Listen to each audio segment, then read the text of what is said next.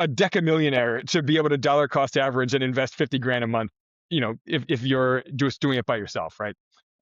Whereas if you're putting 2,500 a month, 5,000 a month, you can practice dollar cost averaging, investing in a new real estate investment every month, without having to make these one-off large investments in a single investment. Welcome to the Real Estate Pros Show, where we interview real estate investing professionals from coast to coast, as well as the service providers that serve the real estate investing industry. Our goal is simple: share what's working now to help you improve and scale your business to the next level and meet the pros that can help you get there. Real Estate Pros is powered by Investor Fuel, America's leader in helping real estate investors and professionals build the business you need to live the life you've always dreamed of. Let's start today's show. Property insurance for real estate investors doesn't have to be difficult, but it does need to be there to protect you when you need it. MyInvestorInsurance.com not only provides insurance at 15 to 30% cheaper than traditional agencies, it's built specifically for real estate investors like you. You can set up an account in about 2 minutes, get quotes on properties, turn on and turn off insurance for your fix and flip or rental properties in around 2 minutes without having to talk to anyone directly, all through our portal. There's no better way or faster way to make sure you've got the coverage you need to protect you, and no more lengthy policies either. Once you're set up, you're billed monthly and prorated by the day for however long your policy is active. It's powered by MSI, the third largest independent MGA, with 1.5 million customers and more than $1 billion in cumulative premiums written. Get set up today in about 2 minutes at myinvestorinsurance.com/fuel. Hey folks, welcome back to the show. Today's guest, Brian Davis, is a former hands-on landlord turned passive real estate investor. He helps investors build scalable, time-efficient income through diversified real estate investments. You can find him across social media and online, sparkrental.com. Brian, thanks for taking the time today. Dylan, great to be here. Thanks for having me on. Now, I've cut my teeth in wholesale and I'm a realtor, but I think the ultimate goal for when everybody talks about real estate is to get to that point where you are a more passive real estate investor. Before we get there, though, walk me through how you got started in real estate investing. Yeah, so the short version is I graduated college in 2003, had no idea what I wanted to do with my life, fell into a job working for a hard money lender. I couldn't have told you before starting there what a hard money lender was or what they did. But so I started working for this hard money lender just by accident. And, I'm working obviously with guys who are flipping houses or doing BRRRR deals, buying houses, fixing them up, selling them, refinancing to keep as rentals. And, at that moment in history, everybody was making a ton of money in real estate, right? I mean, this is like the mid-aughts. It's a big party in real estate.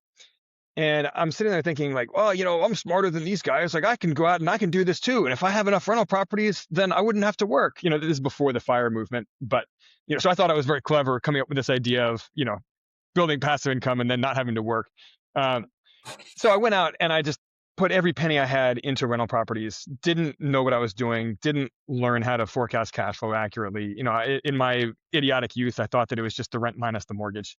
Every mistake you could possibly make. I was buying properties in very low end neighborhoods in Baltimore City, which was a mistake on so many levels. Every mistake you could possibly make, I made it. What years is this early 2000s or is this right before the housing crash? So I went on my buying spree between 2005 and 2008. So like the worst possible timing in history. I mean, it was just everything about it was so dumb. Very tough. I mean, every mistake you could possibly make, I made it. And then 2008 hit, and it hit me from two directions. So not only did all of my investments totally collapse, underwater, negative cash flow, but I also lost my day job effectively because no one's borrowing hard money loans anymore in 2008. No one's flipping houses anymore. So that was a problem. So I went off. I took a job working for an e-commerce company that specialized in selling landlord forums and other services for mom and pop landlords. And that was great. That was sort of a happy accident. And the only reason I got that job is because I was a landlord myself, right? So it's one of those, a door closes, window opens kind of scenarios. I want to ask you specifically about that because I don't think, folks who are going through that type of thing, it can feel like, well, what do I do? This is outside of my hands. I can't control markets here. Do I, you know, go get a job? Do I continue trying to make this work? Do I pivot to a different, segment of the real estate space? Walk me through like what the arithmetic in your head was at the time. Like, hey, what do I do? Stop living on an island and join the #1 mastermind in America for professional real estate investors. Investor Fuel is a community of hundreds of the nation's top investors working together to build stronger businesses and better lives. In addition to the amazing community of real estate investors acting as a board of advisors for one another, Investor Fuel members have access to 100% funding on purchase and repairs for our members only, a health insurance program, and benefits and discounts that more than pays for the membership of most of our members, meaning it's actually costing you money to not be a member of Investor Fuel. If you're looking to scale your business and build a business that allows you to live the life of your dreams, please visit investorfuel.com today and book a call with our team. Yeah. Well, I had to make a change because I was working 100% commission working for this hard money lender. So I didn't get fired, but I also wasn't making any money, right? So I had to leave. I mean, staying was not really an option. And at the time, I was dating a woman who was a travel nurse, and she invited me to go travel the country with her, free stay, right? I was like, well, and I'd just taken this part-time job working for this e-commerce company, selling landlord services for mom and pop landlords, and that was remote. So I was like, well, why not? Why not go do this? So we went, and it was great. I spent a couple years traveling around the country with her. We had a lot of fun. That job quickly morphed into a full-time job, and it was a startup when I joined it. I was very early on, and I ended up becoming the vice president of that company, and kind of working my way up. And I learned a lot. I learned online marketing and sort of the digital space. And then in 2016, I left with another woman who I worked with there at that company, and we started our own company, Spark Rental. And at the time, we thought that was going to be a software service for mom and pop landlords. Of course, neither one of us are software people, so we really that was also a big mistake. But that too, like, kind of meandered its way into something that was great. Again, taking like sort of the wandering route to get there. Hey, one of the things that I've noticed from talking with folks like yourself, and then, from real estate investors in every segment of real estate, is that you have to have the ability to pivot. Like, of all things that I can say, what's the most important skills in real estate? It's networking and meeting people and being able to pivot. Because if you don't have those skill sets, you won't have staying power. Absolutely. Yeah, 100%. The business that you think you're in is often not the business that the market wants you to be in, or needs you to be in, really. So, that's something that we have just constantly tried new things and evolved over the years. We found that the more we listen to our audience and to our customers, the better we do. So case in point, we were selling courses on real estate investing at a certain time, and our students kept saying to us, like, hey, I'm not ready to go out and buy my first rental property, but I want to, kind of cut my teeth or get started. Like, can I just partner with you on whatever real estate project you're doing? And at the time, I wasn't buying any properties myself. I was living overseas. And, so we kept saying no to our course students. And finally, my partner and I looked at each other and we were like, well, what would it take to say yes to this? Like, how could we actually, service our students and give them what they're asking for? And it was around that time that I had started investing passively in real estate. Again, being, living overseas, being an expat, I didn't want to go buy rental properties halfway around the world, but I still wanted to invest in real estate. So I started investing passively. And so we tried a couple different things. We experimented. We tried, with single family homes at first, like partnering with someone on the ground. And then that was too much work.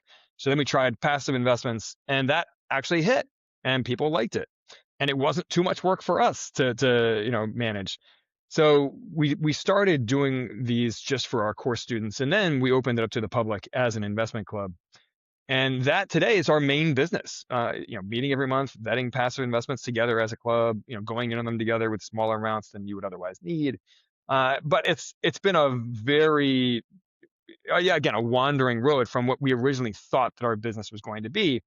And to your point, you have to stay flexible. You have to be willing to pivot. You have to listen to the market, listen to your customers, and just keep sort of adapting with the changing times and with the changing market. If you're looking for consistent, high-quality leads, look no further than Investor Machine. Investor Machine isn't just another agency, it's the most sophisticated, data-driven lead generation company on the planet for real estate investors, and serves the role of being not just a lead generator for your business, but a marketing partner that is helping you achieve your goals along the way. Go to investormachine.com to learn more and schedule a call with our team today.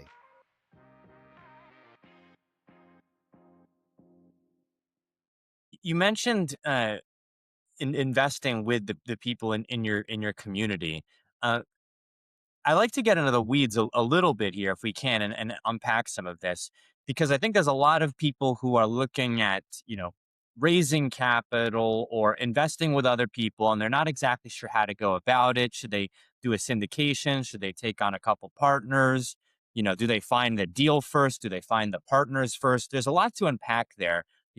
What would be your feedback for folks who are trying to juggle, what the right way to get started investing with others is? Yeah, and that's why we launched our co-investing club. So there's three needs in the market that we're really filling here. One is deal flow. So every month, sometimes twice a month, we're meeting and vetting a new passive investment. Could be a syndication, could be a private note, could be a private partnership with an active investor, could be a fund. We're agnostic on that point, and that is part of the point is to diversify. So deal flow is part of that. Just every month, sometimes twice a month, just looking at new deals, just to keep having new things on your plate. Keep analyzing new opportunities, whether you participate or not. The second is vetting these alongside dozens of other people, because the more eyeballs you have on an investment, the better you're going to be able to analyze it and get a sense for the risk of it and the potential returns. And is the operator actually being conservative in their forecasts like they say they are? All of those sorts of things. So group vetting, you're much less likely to make mistakes, or at least you'll go into it with a much better sense for what the risk is for any given investment. And then the third component is just investing a much smaller amount than you would otherwise need to do, because investing in real estate requires a lot of money. If you're a direct investor, an active investor, going out and buying rental properties, for example, you're probably going to need 50 to 100 grand between the down payment and the closing costs and initial repairs and cash reserves and so forth. If you're investing in syndications by yourself, same thing. 50 to 100 grand is the typical minimum investment. And that's a lot of money for the average person to plop down in a single investment. And for someone with a median net worth, or even, double or triple the median net worth, that can, end up taking up a disproportionate amount of your asset allocation. And, it's an uncomfortable amount of money to have in a single investment compared to the rest of your investments, right? So in our club, the minimum is either 2,500 or 5,000, depending on what your membership level is in our club. But it's a way to put, relatively small amounts of money in new real estate investments, potentially even every month, as a form of dollar cost averaging, which, you'd have to be a decamillionaire to be able to dollar cost average and invest 50 grand a month, if you're just doing it by yourself, right? Whereas if you're putting 2,500 a month, 5,000 a month, you can practice dollar cost averaging, investing in a new real estate investment every month, without having to make these one-off large investments in a single investment. I'll pause there, because I know you have would questions. like to pivot actually to something that you mentioned earlier, which was, when you got started, you were in the Baltimore area, and you were investing in an area where, it was a distressed market at that point. Is that accurate? If you're a new or newer real estate investor looking to launch or grow your real estate investing business, please check out Investor Fuel Club. It's a coaching community, but unlike anything you've ever seen before. And you can actually partner with members of our mastermind from coast to coast on deals right in your market. There's no better opportunity to build a consistent business than to literally partner with pros to help you avoid costly mistakes avoid the need for capital to do deals, and help you eliminate your fears as you're starting your business. Learn more about Investor Fuel Club at investorfuel.com/club. Yeah, so I was buying low end properties in Baltimore City, um, which was problematic on a lot of different levels. So the simplest one to communicate is just that Baltimore City is a very tenant friendly market. The regulations here are not investor friendly or owner friendly at all. It once took me 11 months to get a non-paying tenant out of the property because he knew every single loophole in the book. Um, so that's one thing. Low end neighborhoods come with a lot of challenges and a lot of ways that make the cash flow look a lot better on paper than it is in real life. So, there's all these sort of hidden costs and hidden expenses that just don't show up easily when you're running cash flow numbers, even if you know how to run those cash flow numbers accurately, which I didn't at the time. Um, so crime, costs you money, even though that's not something that easily fits into a calculator, right? A cash flow calculator. Yeah. I mean, I've had air conditioning units, ripped out of behind the properties for the copper pipes, and and even indirect. So that was sort of an example of a direct cost of crime. Indirect cost of crime is a problem too, where I had good tenants who left because of the crime in the neighborhood, right? Uh, Moving to a and different then place. Yeah. and then the people who moved in after them were not good tenants because they were willing to put up with that crime. So there's this sort of downward spiral effect that you have there. You also have high turnover in these neighborhoods. The the more stable, sort of better quality tenants don't want to live there any longer than they have to, so they leave. And turnovers are where you lose your money as a landlord. You don't Turnovers are expensive. You have to repaint and maybe put in new carpet, and you have to market the unit. And you got a period of vacancy, and all kinds of bad stuff. If you're paying a property manager, you have to pay them a fee for filling a vacant unit. So yeah, I mean, all of these things are a big problem for lower end units. And these were lessons I had to learn the hard way, unfortunately. Now, if someone is looking at investing in Baltimore today, for instance, eh, do you have any feedback for them? Like, should they, if they're just getting started and they're saying, okay, I'm going to buy and hold, or, maybe I'm going to do a short term, or I might do, midterm corporate housing, that type of thing. And they're not really sure where to start. And they're looking at, maybe do I invest in the urban sprawl of Baltimore? It sounds like, based on your experience, you might say, hey, I'm not sure if investing in some distressed areas is the easiest thing to do for all the reasons that you said, but then also too, are some of these other segments maybe super competitive where they might potentially not be able to acquire these properties as easily, or at a deal where it makes sense on paper. Well, I mean, I personally will never own properties in Baltimore again. So I mean, I wouldn't recommend that someone does invest in Baltimore for so many different reasons. Even I mean, I live here now, and I rent the home that I live in, even though I mean, I have an ownership interest in over 5,000 units elsewhere in the Outside of, country. yeah, okay. Yeah, but I rent the house that I actually live in myself. Um, but yeah, I mean, we talked about how Baltimore is super tenant friendly. That's a problem. Baltimore is a city that was built for 1 million people. And, at the peak of its population, it had 1 million residents within city limits. And by the way, Baltimore is unique in that it has there's a different county surrounding Baltimore, and then the city itself is its own municipality and just on jurisdiction, Hmm. which is unlike most cities in the country. Yeah. So Baltimore City itself, which is a pretty narrow district, 1 million residents at its peak. Today it has 600,000 residents. So there's a ton of vacant housing, and it has at best a stable population, and at worst a gradually diminishing population, which is not a good recipe for For real estate. real estate appreciation over time, right? Um, so yeah, no, I wouldn't invest in Baltimore personally, unless you had a really compelling reason to do so. Do you have any, if you're, looking at, and when you are looking at markets outside of Baltimore, do you have any that you're super bullish on? I know a lot of people, love the Carolinas, for instance. I'm a Texas licensed realtor, so I tend to be favorable towards, Texas, but I also love, Florida and Alabama. And I think Georgia's looking great right now. I've heard great things about some other markets as well, Cleveland, Ohio. Do you have any markets that you are looking at a lot of deals at? Let me give you two answers to that question. One is that no, I mean we are agnostic on geographical market, and we part of the whole point of an investment club like ours is to diversify geographically and to diversify across other axes too, like asset type, like operator, like investment timeline. But yeah, geographical diversification is part of what we're trying to do. We are not trying to pick the next hot market. Every time I've tried to get cute or clever in my investments, pick the next hot asset class or pick the next hot market, the universe has shoved some humble pie down my throat.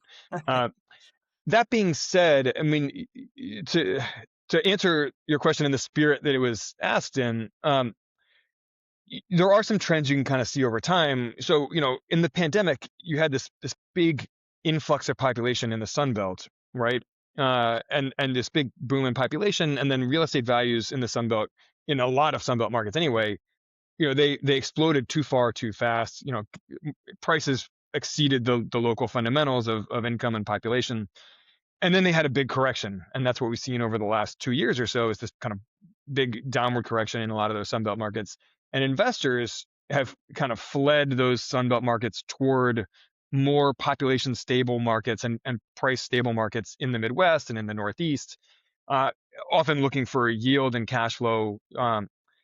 And now, we're starting to see supply and demand start to normalize in some of those Sunbelt markets. And then, I think we're going to see more investors being willing to go back to those Sunbelt markets over the next 12 months or so, as vacancy rates drop in some of those kind of pandemic boomtown Yeah. markets. Yeah. Um, new supply is definitely or the rate of new supply is dropping down in those markets. That's still sort of stabilizing and normalizing. You Um, mentioned you mentioned something that I think, doesn't get spoken about enough, which is geographic diversification, right? And for someone who might be doing great in one market and might be thinking, hey, I'd love to expand here. I've actually never thought about it before, but there is some level of risk there, right? So if you are all in one market, what happens if things change in that one market? I think there's a lot of people, for instance, in Austin, Texas, in particular, who maybe wish that they hadn't, bought so much in Austin. Not to say that it's not a great place to be, but just because there's been so much like multifamily development in Austin, Texas, that if you're part of that surge, it's been maybe a challenging last couple of years. So the idea of investing in a number of different markets, even, regions of the country, not just, let's say, one state or, the Sun Belt, but the Northeast and the Sun Belt and a couple different markets allows you to, you know, weather out a storm in one market because you've got performing assets in another. yeah, I mean, so we've invested in, I think it's 16 states currently, and dozens of different cities within those states. And that's part of the thesis, right? Is not trying to predict what is the next hot market, or where the population shift is going to be in the coming years, because it's really hard to predict that. At least to do it, repeatedly, right? Um, so yeah, I mean, we've invested in every region in the country for that reason. Um, and to your point about Texas, actually specifically, a lot of multifamily operators really like Texas because it's a business friendly state and it's easy to work in. And it's also friendly to new development as well, which is the double edge of that sword. And that's why you've seen so much new housing supply pop up in Texas and cause, some of these corrections in Texas. So the same reason that attracted people there in the first place, that sort of business friendly and developer friendly environment, is what caused that oversupply of housing there. So yeah, there's plenty of people who are doing deals in Texas, and it's become a difficult place to do deals in, because As a result of that, yeah, it's yeah, like exactly. you have so much of a friendly climate that people come there, and now you've got an oversupply, and I've heard stories about folks getting first rent free, getting two month and a half of rent free. Here's a $500 gift card to move in here. And so, I compare that to, Boston, Massachusetts, where you're paying like, 3 or 4 months of rent plus a broker's fee to move into a place. And I'm thinking, okay, this is a different type of climate for sure. We are coming up on time here though, Brian. Any new projects that you're working on? And then as well, what's the best way for folks to get in contact with your team? Yeah. So our focus right now is the co-investing club, and expanding that as the club grows, and we're investing more money in each investment that we make. We can negotiate better preferred returns and better profit splits, and and better interest rates on private notes. So yeah, growing that is our main focus at the moment. We do want to offer a more intimate, like higher ticket offer as well. Whether that we haven't decided, is that going to be a mastermind group? Is it going to be like a micro family office service? But we right now we have not committed to any of that. Our main focus is our co-investing club, and people can reach us at sparkfunnel.com or coinvestingclub.net. Um, Reach out, support at sparkfunnel.com. Reach out anytime. We are a small team. We are very available. We'd love to have you join as a free member and join our next deal discussion. Brian, thank you so much for coming on the show. Thanks for your time today. Thanks for joining us for today's Real Estate Pros Show.